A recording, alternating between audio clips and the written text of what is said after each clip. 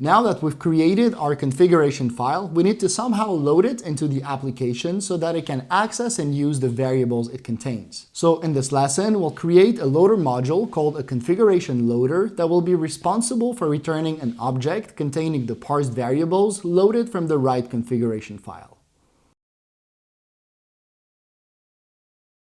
.env is a zero-dependency node module used to load environment variables from a file into the environment of the running process. To load a file's variable into the environment, we can use the config function exposed by the .env module, which will by default attempt to parse the content of the env file located in the root directory, assign its values to the global process.env object, and return an object that contains either a parsed key with the parsed variables when successfully loaded, or an error key indicating that something went wrong. Alternatively, if we want to load a different file than the default env file, we can pass an object to the config function containing a path variable with the path of that file.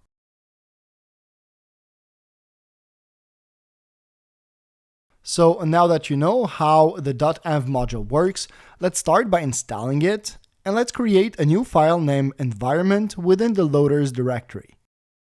Within this file, let's import the .env package we've just installed and create a module that exports a factory function, which in JavaScript is any function that is not a class and that returns an object without using the new keyword. The reason here for exporting a factory function and not directly an object is that it will allow us to separate the importing of this module from its initialization so that any errors thrown by the configuration loader, such as an invalid configuration file, can be caught and properly handled in the try-catch block of the entry point, as otherwise it might result in an uncaught error causing an uncontrolled termination of the process. So let's now implement the logic we've just seen at the beginning of this lesson, and let's convert that empty object returned by the factory function into a formatted data object derived from the env.parsed object returned by the config function. You should note that since the .env module parses all variables as strings, we must manually convert them to numbers using the parseInt function whenever necessary. Now, although technically correct, this implementation kind of lacks flexibility as it doesn't allow us to load another configuration file based on the deployment environment of the application. For example, if we were to create a new configuration file for the production environment named .env.production, we would have to manually change the path variable of the object passed to the config function in order for it to be loaded. Now, since in that context, changing the source code of the application every time we want to switch environment is not an acceptable solution, let's have a look at what the .env variable can do for us.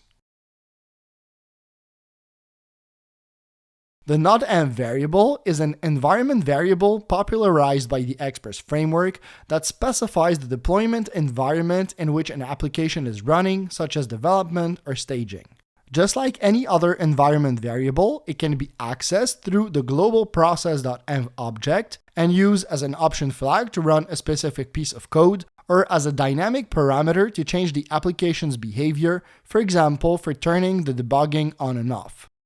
This variable can be set locally by declaring it right before the command, which means that it will only be visible by the program, or globally using the export utility, which means that it will be visible by all programs.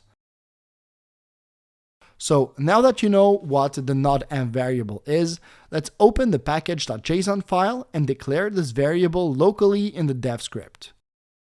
Let's now use the following string interpolation in the configuration loader to dynamically load the configuration file that matches the deployment environment defined by the .env variable. Now that we're all set, let's go back to the app file, import the configuration loader module, and replace the hard-coded port number with the value loaded from the configuration using the env.server.port variable.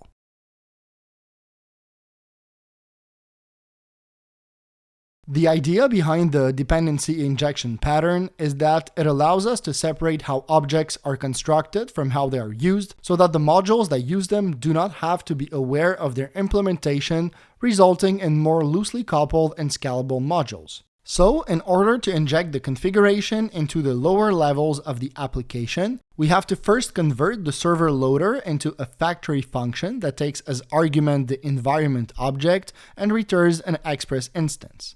Then we have to move back to the entry point to update its import declaration and initialize it within the try-catch block using the object returned by the configuration loader.